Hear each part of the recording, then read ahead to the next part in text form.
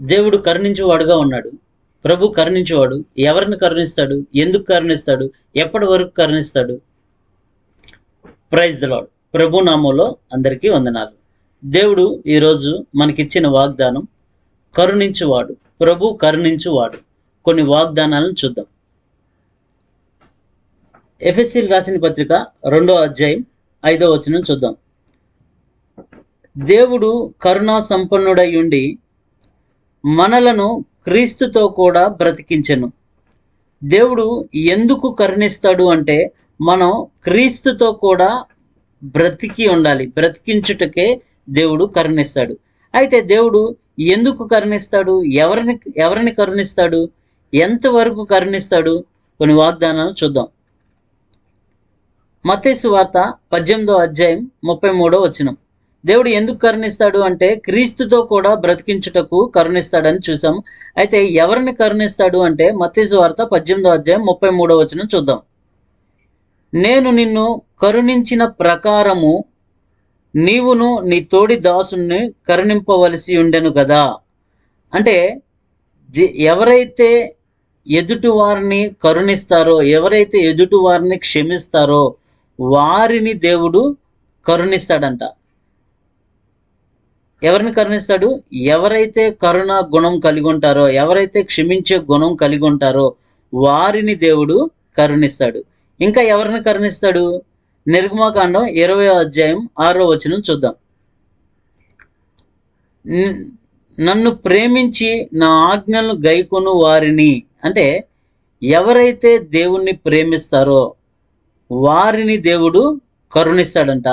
రెండోదిగా ఎవరైతే ఆయన ఆజ్ఞలను గైకొంటారో వారిని కరుణిస్తాడంట దేవుడు. అయితే ఎంతవరకు కరుణిస్తాడు దేవుడు? నన్ను ప్రేమించి నా ఆజ్ఞలను గైకొని వారిని 1000 తరముల వరకు నేను కరుణించువాడనై ఉన్నాను. అంటే ఎంతవరకు కరుణిస్తాడంటే 1000 తరముల వరకు కరుణిస్తాడంట దేవుడు. మన కుటుంబంలో మనము దేవుణ్ణి ప్రేమించి దేవుడు ఆజ్ఞలను గైకొని వారుగా మనం ఉంటే మన తర్వాత 1000 తరముల దాకా దేవుడు కరుణిస్తాడంట. అంటే తరతరములు దేవుడు మనల్ని కరుణిస్తూ ఉంటారు. ఎందుకు కరుణిస్తారు? మనము క్రీస్తుతో కూడా బ్రతికి ఉండడానికి, క్రీస్తుతో కూడా నిత్య జీవంలో జీవించడానికి దేవుడు కరుణిస్తాడంట. కాబట్టి ఎవరైతే దేవుణ్ణి ప్రేమించి దేవుని ఆజ్ఞలను గైకొని దేవుని ఇష్టానుసారంగా జీవిస్తారో వారిని, వారి బిడ్డలని దేవుడు కరుణిస్తారు. అలాగే నిర్గమకాండము 33వ అధ్యాయం 19వ వచనం చూద్దాం.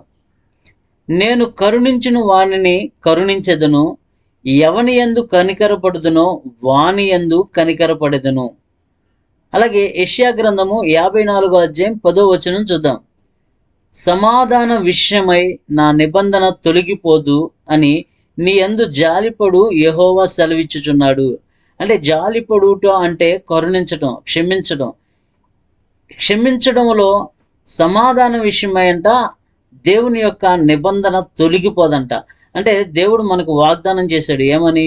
1000 తరముల వరకు ఎవడైతే నన్ను ప్రేమిస్తాడో, నా ఆజ్ఞలు గైకొంటాడో వాడిని 1000 తరముల వరకు నేను కరుణిస్తానన్న వాగ్దానాన్ని తొలగిపోకుండా, అంటే మరిచిపోకుండా సమాధానంగా మనకు ఉండుటకు, మన బిడ్డలు సమాధానంగా ఉండుటకు దేవుడు 1000 తరముల వరకు మనల్ని కరుణిస్తానని వాగ్దానం చేశారు.